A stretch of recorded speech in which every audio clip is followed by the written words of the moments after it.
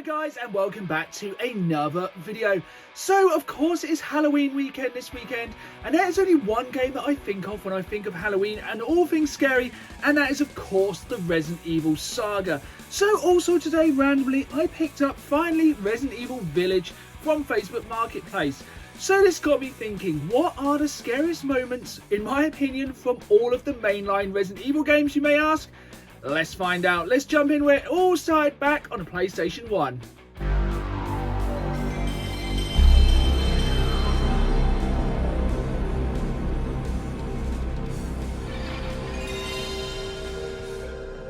It would of course be blasphemy to talk over that PlayStation loading screen, but we are going to be going through all of the Resident Evil games, the original numbered games from the saga. Obviously, slight spoilers ahead for this video, and there also may be a little bit of gore, this being a Resident Evil countdown. I'm going straight in with the OG Resident Evil on the PlayStation 1, and this was a game that scared me to death. It was probably the first genuinely scary video game I've ever played, and even from seeing that first zombie, it really doesn't let up. But this game was all about this moment. This is where I fell in love with the Resident Evil saga over going through this door thinking, okay, it's scary, it's atmospheric, anything could happen, and then this happens as you go through this corridor. And I have never jumped so much. Playing this late at night with a friend, it scared the hell out of us.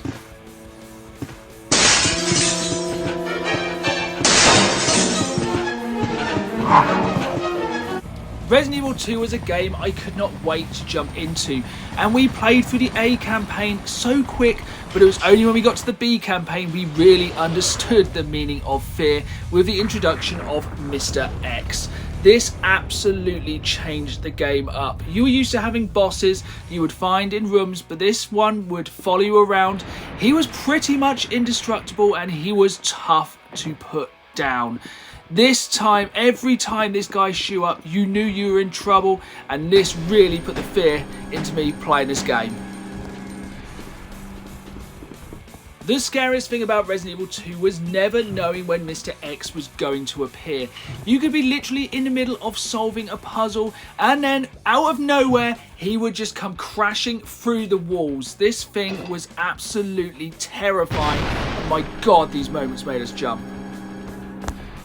It was definitely the random nature of these attacks that made this game so scary. Literally just never knew when he was going to come, and every time it was absolutely terrifying. When Capcom decided to make Resident Evil 3, I think they just knew they had to make a game that was even scarier than Resident Evil 2. And the only way they could do that is with the implementation of the Nemesis. Also, with the split-second decision-making mechanics of the game, this made this game a lot more tense. But the Nemesis is what was really scary about this game, especially this part of the game. Up until this point, you just fought him hand to hand, but now they really did change the game.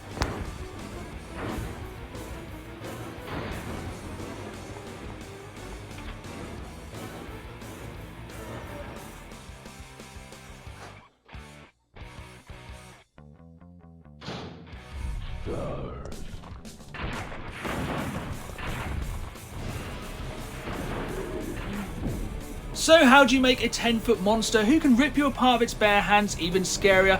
That is of course you give him a rocket launcher.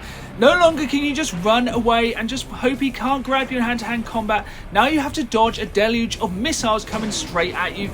And even if you destroy that rocket launcher, he can still rip you limb from limb. Absolutely terrifying. In my eyes, even scarier than Mr. X, and possibly the scariest enemy in Resident Evil of all time. When Resident Evil 4 came out on the GameCube, things had changed for the series.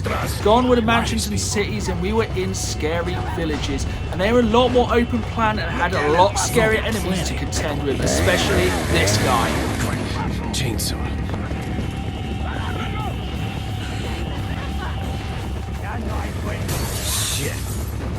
The main thing that had changed with Resident Evil is you could run, but you could no longer hide. Enemies would come through doors, they would climb through windows, and they would constantly attack you. And nothing was as scary than that guy with the chainsaw. Just hearing that chainsaw revving in the background, coming to get you was such a terrifying experience. The game didn't feel quite as claustrophobic, but there was a lot more enemies. You were no longer fighting 1 or 2 zombies at a time. There were crowds of people, and there was always that guy lingering with his chainsaw in the background. You may have had a lot more weapons. You had grenades, shotguns, much more ammo than you had done in the previous games, but you still had to stand your ground. But the thing was with that chainsaw guy, he was fairly easy to put down. But that one time, if you took your eye off the ball, he would absolutely literally have your head off.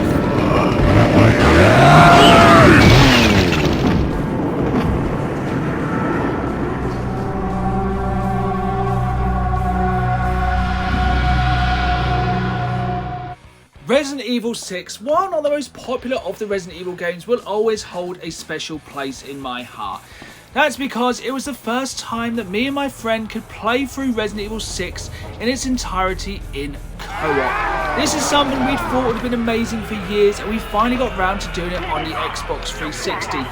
But, and it is quite a but, this was the game that actually gave my original Xbox 360 the red light of death. So I got to about this point in the game, my console red light, and I had to wait about 6 weeks for my console to be repaired before I could continue playing the game. Thankfully, I got around to playing it, and this one was such a good game. It was once again a little bit different, something we hadn't seen before in Resident Evil games, but this intro is where the game absolutely kicked off. It was so quiet up until this point, but as soon as you were spotted, this turned into one of the most desperate fights in the Resident Evil series.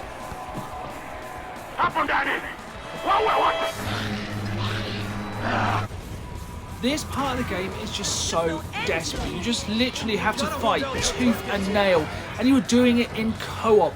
I remember shouting down my headset just trying to survive this area.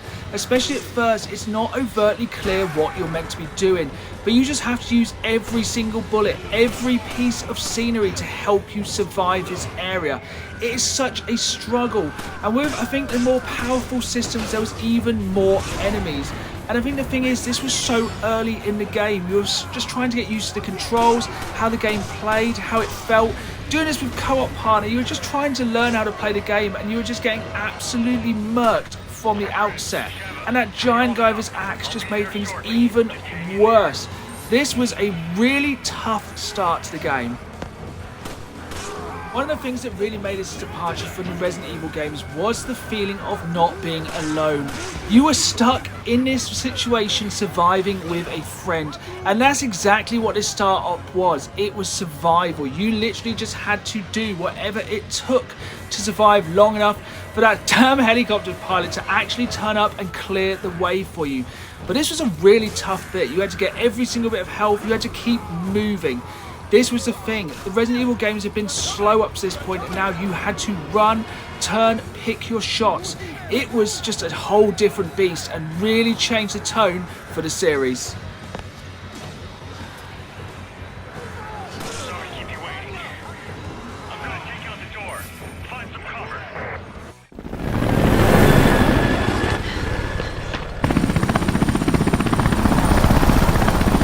Take cover!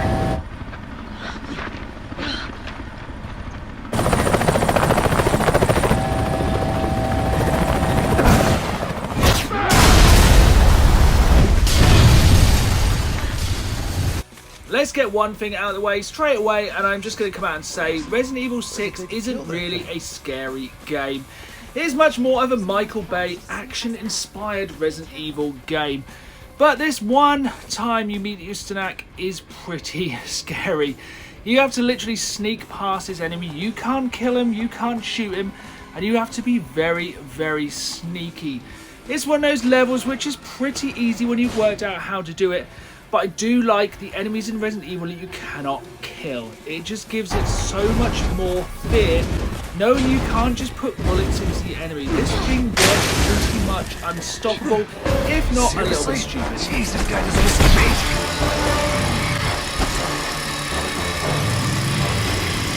Sure can move fast for something that size.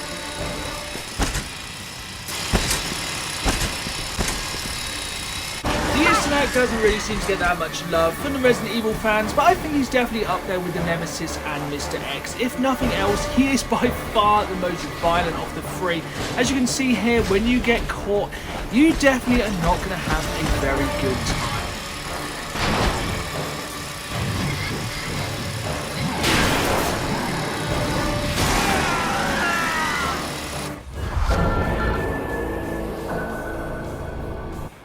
So Resident Evil 6 wasn't that scary, but after this came Resident Evil 7, and it is too much. It's so scary, it still freaks me out for today for moments like this.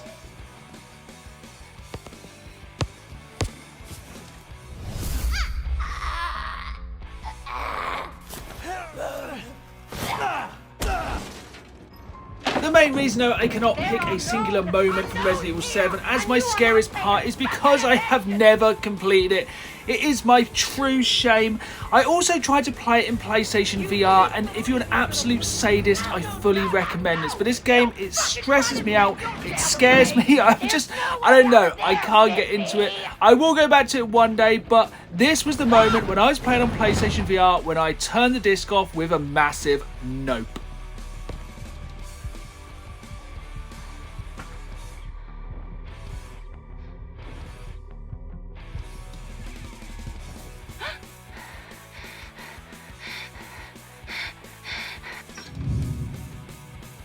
Where do you think you're going?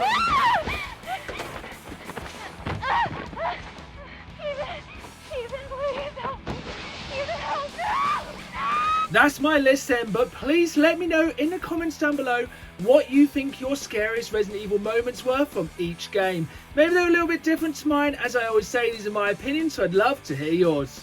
There we have it then, guys. Those were my scariest moments from the first 7 Resident Evil games. Maybe one day I'm going to go back and go on to some of those side games as well. But for now, I hope you've enjoyed the video. Please remember to like and subscribe. I put new videos out every Saturday.